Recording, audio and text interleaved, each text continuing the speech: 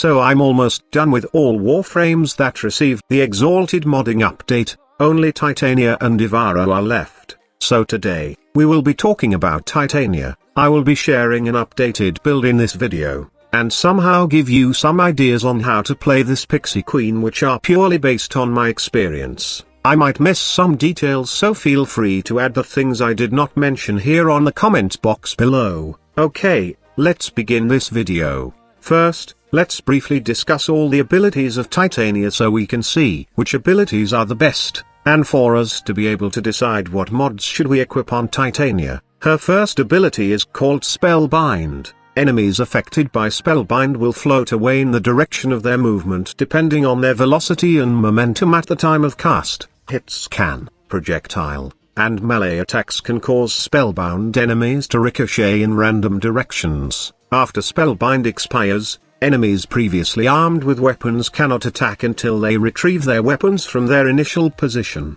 Those that do not use weapons, such as the infested, will recover quickly. This ability is affected by duration and range mods. Her second ability is called Tribute. It's some sort of buff and debuffing ability for Titania. When an enemy survives from this ability, his or her attack will be weakened, and there are 4 random buff that you can get from this ability: the Dust, Thorns, Entangle or Full Moon. For the effects of each buff, I suggest that you see the video description below, as I have included each buff in there. The damage of this ability is affected by ability strength, while how strong the buff or debuff will be are not. It's also affected by ability duration and range mods. Her third ability is called Lantern, and basically, this is the strongest crowd control ability of Titania. It turns one enemy into an irresistible floating beacon that attracts nearby enemies for a couple of seconds, depending on how much duration you put on your Titania. The enemy affected by this ability will be damaged per seconds, and it's affected by ability strength mods. And lastly, her fourth ability, Razor Wing. This is the strongest ability of Titania, plain and simple. You play her because you want to be a little deadly pixie who flies around and shoot enemies down with your submachine gun-like pistols. Now, she also has a melee weapon when he turned into a little pixie, but the thing is, it's not as deadly as her dual pistols in my honest opinion. Lastly, when you are in Razor Wing mode, Titania gains 50% evasion rating against enemy attacks, and she also commands 6 small pixie drones that can attack enemy, or aggro away from Titania. This little pixie of yours are quite handy for Titania's survivability, as they have a really high threat level that enemies prioritize on shooting them down first. Use this to your advantage. And last but not the least, Titania's passive ability, Dust Bloom. This passive gives Titania plus 25% bullet jump distance. Bullet jumping also creates a trampoline that lasts 5 seconds and grants the upsurge buff, giving the same plus 25% distance to bullet jump maneuvers performed in the area. Successive dust blooms do not cause the previous instances to disappear, therefore being able to grant the whole squad a consistent buff to their travel momentum. Now that you have somehow gained knowledge on all of Titania's abilities, let me share to you on how I mod this Pixie Queen. There are a couple of mod setup I use for Titania, but mostly, I go with this mod setup to obtain the most damage on my Dex Pixie while maintaining my Razor Wing mode. This build is specifically tailored towards team composition or those occasions wherein you will go with a specific team setup. With this mod setup, you will be the main damage dealer in the team, and you will rely mostly on others for survivability. Well, you can still use it on random plays, but be sure to always move around and be at the right place always, so you won't end up getting one-shotted by enemies. Now, if you really care about survivability, then you can trim the power strength of this build a bit. You can remove Umbrella Intensifier and as well as Energy Conversion, and replace it with Hunter Adrenaline and Quick Thinking. This time, this mod setup is more towards random groups, and most likely, you will have lowered damage on your weapons while you are in Razor Wing mode. Lastly, if you care about being versatile, help your team, and as well as help yourself deal damage and survive at the same time, then you can just remove Quick Thinking and Hunter Adrenaline, and replace it with Intensify and Stretch. Stretch is really valuable, especially if you want to crowd control the enemies with your lantern, which is, by the way, quite useful, especially in endurance runs. So these are the mod setup I always used for Titania. You can either copy one, or use my builds as a reference on creating your very own build for Titania. Just remember the fact that Titania is really squishy, and don't expect that you can mod her for more survivability aside from vitality and quick thinking. Even with quick thinking, she can still be two-shotted by high-level enemies. Now this is not needed, but if you have an Arcane Energize, then I advise you to have it on your Titania. This Arcane really helps a lot in keeping your Razor Wing up and running like almost every time in a mission. In addition, Arcane Velocity also works well with Titania. I don't know if this is intended, but those little Pixie of yours can trigger this Arcane like almost every time they landed a hit on an enemy. It works really well with Titania as it adds a lot of fire rate. Same goes with those Arcanes that requires you to headshot enemies. They can also be easily triggered by your drones, and it's best that you have them on this slot. The only Arcane that you shouldn't add here though is Arcane Precision. I have tested this Arcane on Titania and the drones does trigger the Arcane at a 100% chance, but it doesn't add damage to your Dex Pixie. Okay, now that you have seen how I mod my Titania, let's proceed on how I mod her weapons.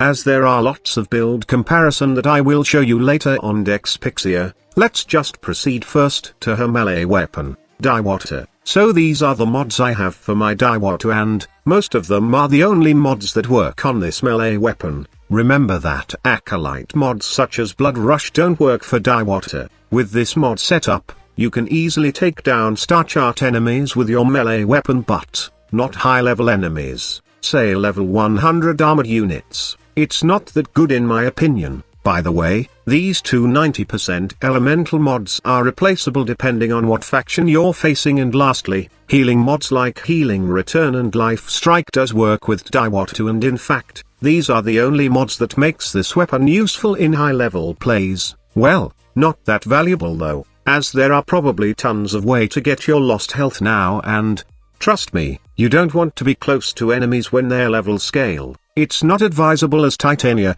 is really squishy to go toe-to-toe with high-level enemies. Okay, now let's proceed to her dual pistols. The first mod setup I have tried on these pistols are the combination of elemental mods, and the primed version of the critical mods. Yes, hydraulic crosshair, or any other acolyte mods does work with Dex Pixie. Since we can easily headshot enemies while in Razor Wing mode, we can easily trigger the critical chance boost. Okay, here's what this mod setup can do.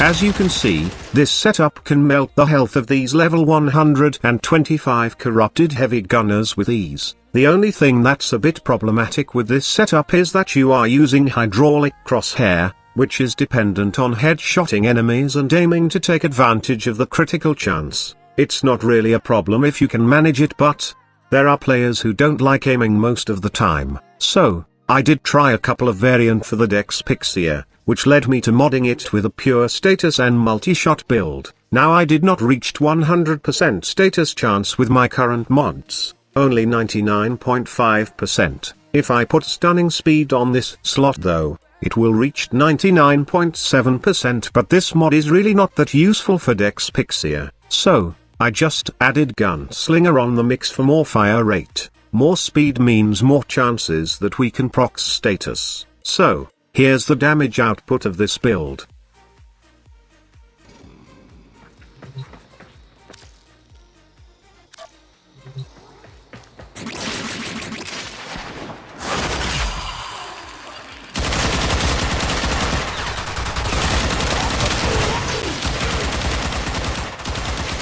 Not really as good as the hybrid build I have shown you earlier. I haven't tried it out with embedded catalyzer on, but I'm pretty sure that it will be just a small boost in damage, so the damage output won't probably work for my playstyle, which is why I decided to tweak it a bit. I decided to just not go with full dual status mods. Instead, I equipped it with 2 dual status mods, and 2 90% elemental mods. By the way, these elemental mods are replaceable depending on what faction you are facing. You can go with a gas build when you are facing Corpus, or you can go with a viral build when you are facing fleshy targets. Now, a viral build would probably work well with Titania's Dex Pixie, as this weapon is heavy on slash damage, and since we are aiming for a lot of fire rate, then it's probably a good mod choice. Okay, let me give a demo first. The corrosive setup, then the viral setup.